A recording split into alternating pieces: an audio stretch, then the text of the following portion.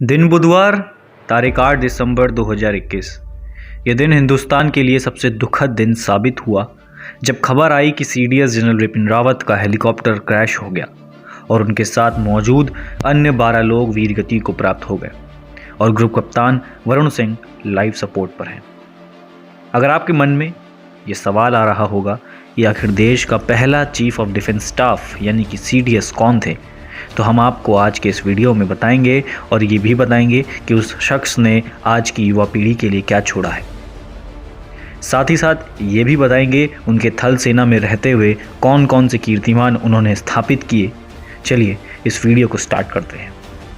हम बात करने जा रहे हैं भारतीय थल सेना के एक ऐसे जनरल के बारे में जिससे पाकिस्तान जैसा देश थर थर कांपता है।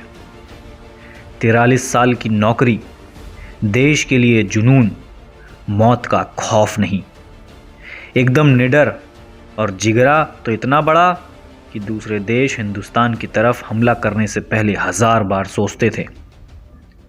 हम जिस महान शख्स की बात कर रहे हैं उनका नाम है सीडीएस जनरल बिपिन लक्ष्मण सिंह रावत, जिन्होंने अपने कर्तव्यों के दौरान बहुत से मिशंस को अंजाम दिया और उन सभी को सक्सेसफुली पूरा किया।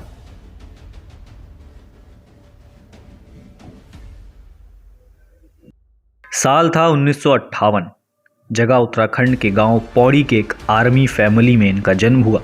इनके फादर लक्ष्मण सिंह रावत खुद आर्मी में लेफ्टिनेंट जनरल थे, जिनसे इंस्पायर होकर उन्होंने खुद को इतना काबिल बनाया और हासिल किया देश में पहला सीडीएस बनने का कीर्तिमान। बात करते हैं उनके सफलतापूर्वक पूरे हुए मिशंस की। सबसे अहम मिशन इनका पाकिस्तान के खिलाफ रहा, जब 14 फरवरी 2019 को हुए पुलवामा हमले का बदला लेने के लिए भारत ने पाकिस्तान का इंटरनेशनल बॉर्डर क्रॉस करके बालाकोट में एयर स्ट्राइक करके जैश ए मोहम्मद के आतंकी ठिकानों को खत्म कर दिया। कहा जाता है कि एयर स्ट्राइक के दौरान जनरल रावत दिल्ली के साउथ ब्लॉक में बैठकर मिशन की कमान संभाल रहे थे।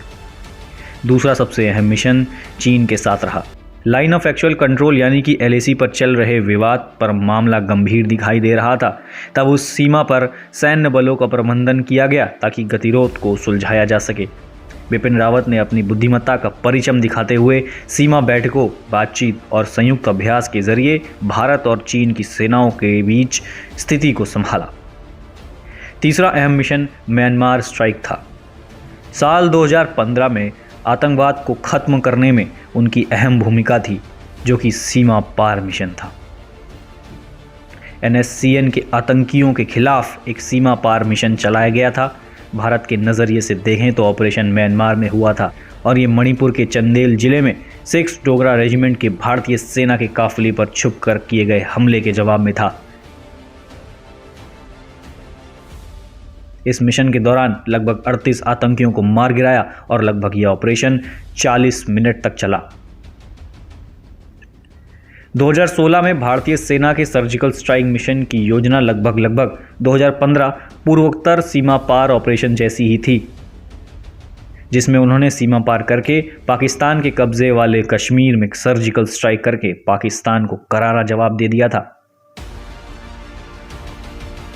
चौथा मिशन संयुक्त राष्ट्र के लिए था। जनरल रावत एक ब्रिगेडियर थे जब उन्हें अगस्त 2008 में भारतीय सेना की कमान संभालने के लिए कांगो भेजा गया था, जो उस समय विदेशी धरती की सबसे बड़ी तैनाती थी। जनरल बिपिन रावत फटाफट से ये समझ गए थे कि शांति सैनिक कांगो में मुश्किलों को रोकने के लिए जो संघर्ष कर रहे थे उसे पहले ज़ेरे का नाम से जाना जाता है। रावत ने वहां आते ही 1 महीने के भीतर ही मखमली दस्ताने की रणनीति को लोहे की मुट्ठी में बदल दिया।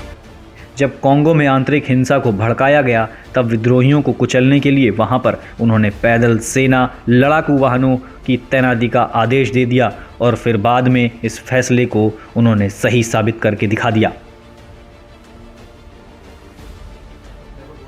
जनरल बिपिन रावत की सूझबूझ, लगन, हिम्मत, हौसले और उनके डिसिप्लिन ने हिंदुस्तान के सभी युवाओं को बहुत मोटिवेट किया और उनको सिखाया कि किस तरह से देश के प्रति अपने कर्तव्यों को निभाने के लिए दिल और दिमाग में जुनून चाहिए। उनके वीर गति को प्राप्त हो जाने के बाद उनको भारत के प्रधानमंत्री और सभी अन्य वर्गों के लोगों ने श्रद्धांजलि दी। हम ऐसे वीर को श्रद्धांजलि समर्पित करते हैं जिसने भारत देश को इतना सशक्त बनाया और किसी भी कंडीशन को पार करके उसमें सफलता हासिल करने का मूल मंत्र सिखाया। जय हिंद।